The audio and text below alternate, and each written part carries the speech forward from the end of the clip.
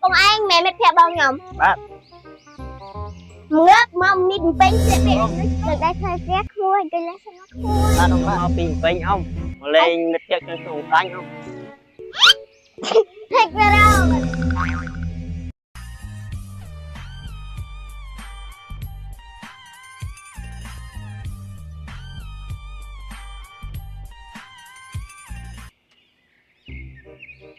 Lối một phía. Em vô kia không? Chết đâu, lấy phơi chỗ rồi. Cho cái ba nó chừng, nên nó chăm. Ba nó chừng.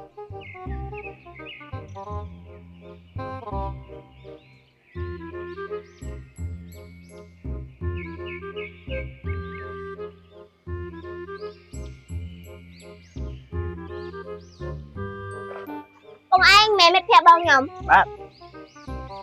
Ngớp mong nít bánh sẽ bị nó cô. Anh đập nhầm á, dạ chơi sao hay. Không à.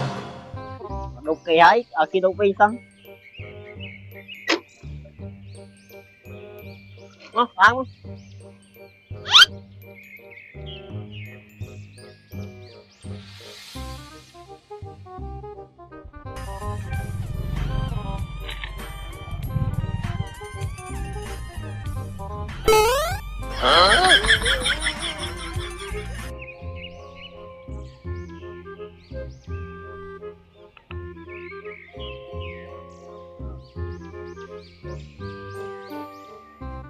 Bong cho anh tụi lên sân đó bong.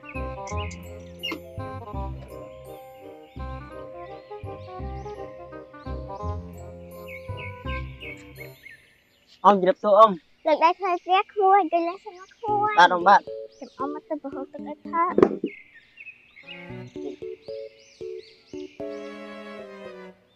Đi khui tết. Bác là con ông.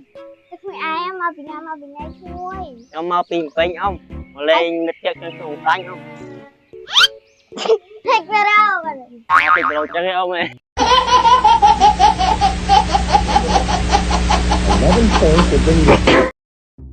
Khui ai ăn cười lên sân tôi khui ông á bảo xem ai xanh. Bác ông.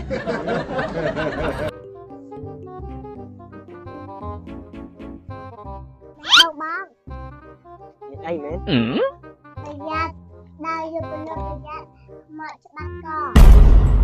Khui mình về lên cái khui. Đây cái ôm nhìn đăng ta ông. Khui ăn cái đây là khui với cái đây. Từ mới tích tới ăn tự này cái đây.